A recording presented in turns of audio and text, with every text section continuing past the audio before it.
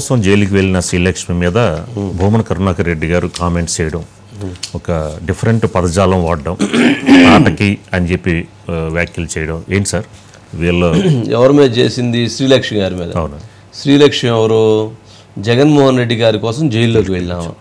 ప్రస్తుతం శ్రీలక్ష్మి గారు ఎవరు? తర్వాత జగన్మోహన్ రెడ్డి గారు అధికారంలోకి వచ్చిన తర్వాత 2019-20 టైంలో ఆమెను సెంట్రల్ గవర్నమెంట్ను ఒప్పించి ఆమె మీద ఉన్నటువంటి కేసులను పక్కన పెట్టించి ఆమెను తీసుకొచ్చి ఆమెకు పోస్టింగ్ ఇప్పించారు. ఎవరు? జగన్మోహన్ రెడ్డి గారు.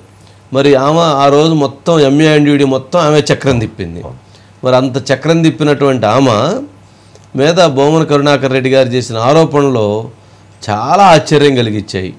ఆ రోజు సీఎంఓలో ఉన్నటువంటి అధికారికి కూడా నేను చెప్పి మాట్లాడాలనుకున్నాను, కానీ వాళ్ళు అడ్డగించారు. అంటే జగన్మోహన్ రెడ్డి గారు, ఆ రోజున్న సీఎంఓ వాళ్ళందరూ కూడా ఈ అవినీతి సామ్రాజ్యంలో భాగస్వాములని ఓ రకంగా చెప్పటమే. సరే, ఇవన్నీ విమర్శలు బాగానే ఉన్నాయి, కానీ ఆయన చేసినటువంటి ఇంకొక ఎలిగేషను, చాలా సీరియస్ ఎలిగేషన్ మాత్రం చాలా అభ్యంతరకరంగా ఉంది. ఇప్పుడు ఆమె హెయిర్ స్టైల్ ఉందో అండి, అది విగ్ అంట. 11 విగ్గులు ఉన్నాయంట. 50 లక్షల రూపాయలు. 50 లక్షలంట విగ్గులకి. 11 లక్షల రూపాయలు, 11 విగ్గులు, 50 లక్షలు ఖరీదు చేసే విగ్గులు ఉన్నాయని చెప్పారు. సామాన్యమైన విషయం కాదు, అంటే మామూలు విషయం కాదు. చీర కూడా 1,50,000 రూపాయలు విలువ చేసి చీరలు కడతారు అని చెప్పి ఆయన అన్నాడు. కానీ ఆయన విగ్గు గురించి ఎందుకు ఆయన అంత స్టడీ చేసాడో నాకేది తెలియదు. ఆ విగ్గు గురించి స్టడీ చేసి ఆయన 11 ఉన్నాయి అన్నాడు. ఆ 11కి ఈ 11కి మరి ఏమన్నా మామూలు యాదృచ్ఛికంగా అన్నాడు. పేటెంట్ ఉందండి వైసీపీకి 11 అనేది పేటెంట్. ఆయన అన్నాడు మన వల్ల 11 విగ్గులు ఉన్నాయి, 50 లక్షల రూపాయలు ఖరీదు చేస్తాయి, ఆమె సంపాదన ఎంత, ఎన్ని శంకిని అని తాటకి అని ఎన్నో చాలా తిట్టాడు ఆయన. అంటే ఆమె కరప్షన్ ఆమె చేసినంత ఎవరు లేదు, మంత్రులు లెక్క చేయలేదు, ఆఫీసర్లు లెక్క చేయలేదు అని చెప్పని మామూలుగా చెడపెట్లాడి పారేశాడు అనమాట. ఒక్కసారి ఆ బయట వేయండి, భూమన కరుణాకర్ రెడ్డి గారు బయట.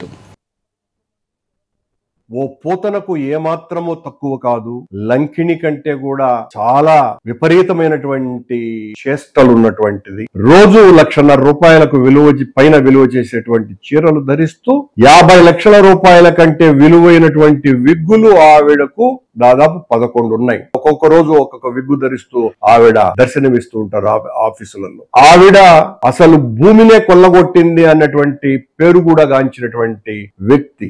నా మీద కక్షగట్టి తిరుపతిలో గతించిన ఓ తెలుగుదేశం నాయకుడితో విపరీతంగా అంటగాగినటువంటి ఆవిడ, నేను ఈ ఘోరాన్ని చూడలేక అడ్డుకట్ట వేశానని నా మీద తెలుగుదేశం వాళ్లను ఉసిగొల్పి 2,000 కోట్ల రూపాయల అవినీతి జరిగింది అని ప్రచారం చేయటానికి ఈ ఆధునిక రజియా సుల్తాన్ అనే కారణమని చెప్తున్నా. నేను ఇప్పటికీ కూడా నేను ఏ విచారణకైనా మేము సిద్ధమే.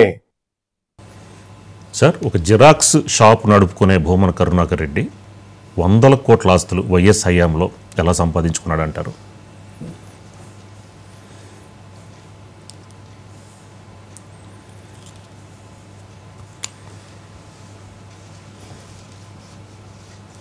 భూమన కరుణాకర్ రెడ్డి అంటే సరే ఎంత సంపాదించాడనే లెక్క మనం చెప్పలేం, కానీ బట్ కొంచెం పాలిటిక్స్లో కొంచెం మాట కొంత గౌరవంగా ఉండిద్ది. దాడి ఎట్లా పడితే అట్లా అసభ్యకరంగా మాట్లాడడం. కానీ ఆయన భాష విమర్శని సరే ఉన్నయ్యా లేనియ్యా, ఆయన ఎవరి మీద ఆరోపణలు చేయాలంటే వాటికి యాడ్ చేసి చేస్తాడు, కానీ బట్ మాట్లాడేటువంటి పదజాలం మాత్రం జాగ్రత్తగానే మాట్లాడతారు. సరే, ప్రింటింగ్ మిషన్ వాళ్ళు సంపాదించుకున్నారా అంటే చాలామంది కింద నుంచి వచ్చి చాలామంది సంపాదించుకున్న వాళ్ళే. దాదాపు 30 సంవత్సరాల రాజకీయ ప్రయాణంలో, వ్యాపార ప్రయాణంలో సంపాదించుకుని ఉండొచ్చు రాజుగారు. ఎవరైనా కింద నుంచి పైకి వచ్చాడు, ఎవరికైనా పుట్టుకతోటే 100,000 కోట్లు ఎవరికి ఉండవు, జనరల్గా వస్తారంటే ఆ సబ్జెక్ట్ వేరు, ఇది వేరు.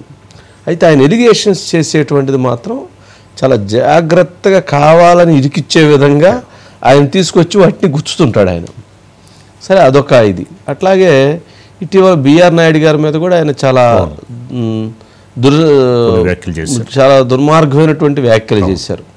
బిఆర్ నాయుడు గారు అక్కడికి వెళ్ళిన తరువాత టీటీడీ చైర్మన్గా దాన్ని ప్రక్షాళన చేసి దానిని తిరుపతి దేవస్థానాన్ని పవిత్రతని కాపాడుతూ ఒక లడ్డు దగ్గర నుంచి, ఒక భోజనాల దగ్గర నుంచి, ఒక దర్శనాల దగ్గర నుంచి, ఒక రూముల దగ్గర నుంచి ప్రతి దగ్గర ఆయన జాగ్రత్తలు పాటిస్తూ దాన్ని ముందుకు తీసుకెళ్తున్నారు. అలాంటిది ఆయన మీద కూడా ఎలిగేషన్స్ చేయాలనేటువంటిది విపరీతమైనటువంటి తాపత్రయం. ఎందుకనంటే ఆయన్ని దెబ్బతీయాలని. అందుకే ఆయన నేను మొన్న ఒకసారి చెప్పారు, మళ్ళీ ఈరోజు కూడా ఆ ముంతాజ్ హోటల్కి సంబంధించింది మాట్లాడుతూ భూమన కరుణాకర్ రెడ్డి గారిని ఆ నుంచి ఎలగొట్టాలని చెప్పారు కూడా ఆయన కామెంట్ చేసినట్టు. ఒకసారి బయట ప్లే చేయండి. భూమన గారి బయట, బిఆర్ నాయుడు గారి బయట. అప్పటి ముఖ్యమంత్రి జగన్మోహన్ రెడ్డి ఆయనే పిలిపించి, మీరు అజయ్ కుమార్ అనే అతను ఇక్కడే ఉంటాడు తిరుపతిలో, మీరు ఆయన అడగండి, నాకు కంప్లైంట్ ఇచ్చాడు, రిటర్న్ కంప్లైంట్ నా దగ్గర ఉంది, నేను బేస్లెస్ ఎలిగేషన్ ఏం చేయను. అప్పట్లో తీసుకోవాలి, ఆయన కంప్లైంట్ కూడా తీసుకోలేదు. నువ్వు ఆంధ్రప్రదేశ్ నుండి చంపేస్తామని అన్నారు. ఎన్నో రోజులు బయట దాక్కొని తిరుగుతున్నాడు అతను. చట్టం ప్రకారం చర్యలు తీసుకుంటాం. చల్లని ఏం తెలుతాడు బురద. అప్పటి ముఖ్యమంత్రి జగన్మోహన్ రెడ్డి గన్ను పెట్టి బెదిరించారంటే జగన్మోహన్ రెడ్డి గారే. ఇప్పుడు దాని మీద కూడా కేసు పెట్టాలి, అది కూడా ఎంక్వైరీ చేయాలి.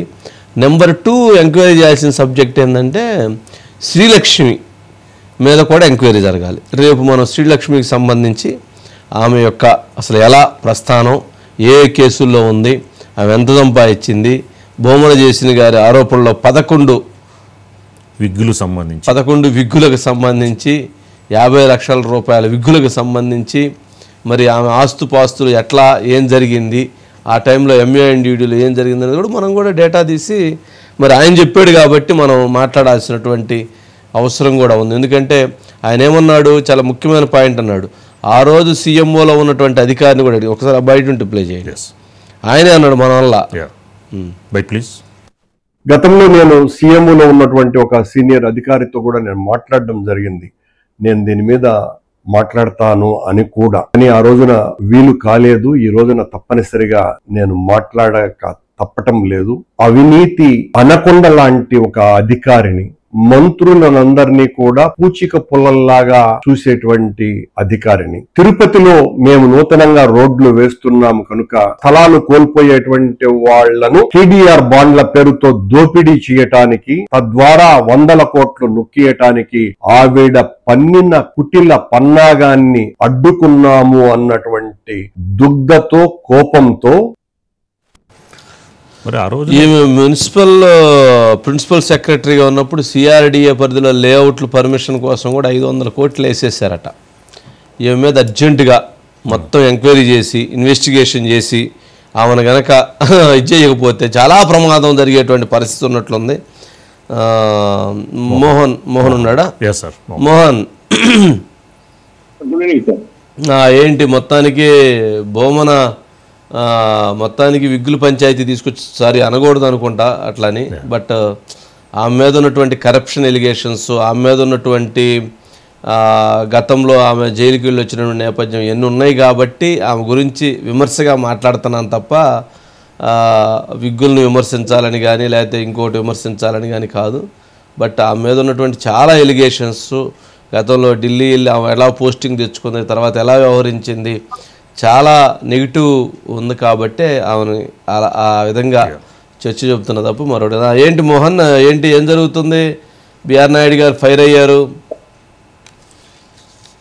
టీటీడీలో బిఆర్ నాయుడు సార్ని టార్గెట్ చేసుకుని భూమన కరుణాకర్ రెడ్డి గత వారం రోజులుగా కూడా ఆయన ప్రెస్ మీట్లు పెట్టడం, ఎక్కడికక్కడ చైర్మన్ ని బద్నాం చేసేదానికి ప్రయత్నం చేయడంతో పాటు తాజాగా ఏదైతే నిన్నటి రోజున తిరుపతికి రాష్ట్ర పురపాలక శాఖ మంత్రి నారాయణ గారు ఏదైతే TDR బాండ్ నుంచి జరిగినటువంటి అవకతవకల పైన కూడా ఆయన మీడియా సమావేశంలో మాట్లాడుతూ అత్యంత TDR బాండ్ లో అక్రమ జరిగింది తణుకులో అయితే తిరుపతిలో బాండ్ ఏదైతే గతంలో చెప్పిన విధంగా కాకుండా కొంతమేరకు అని చెప్పిన అంటే కొద్దిగా క్లియరెన్స్ ఇచ్చే విధంగా ఆయన చెప్పడం, దానిపైన భూముల కరుణాకర్ రెడ్డి ఇవాళ ఉదయం కూడా ఒక చిట్ చాట్ మాది మీడియా సమావేశానికి సంబంధించినటువంటి ఒక వీడియోని కూడా ఆయన రిలీజ్ చేశారు.